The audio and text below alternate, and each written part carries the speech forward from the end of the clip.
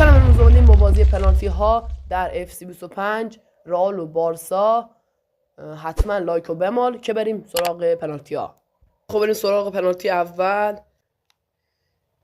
حالا ببینیم که چی میشه توی دروازه. کیلیان امباپه کنیم چیکار میکنه. اشاره که میگیریم، ایول گرفتش.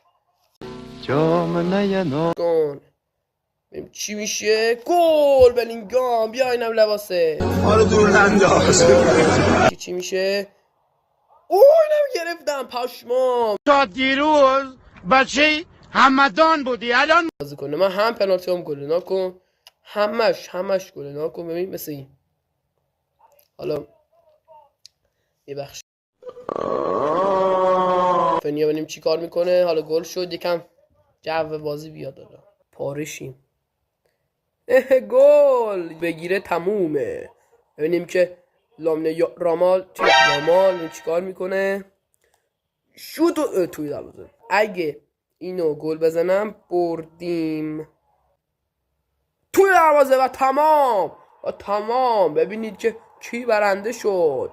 رئال برنده شد. لایک و بمال هیچی نمیشه به خدا.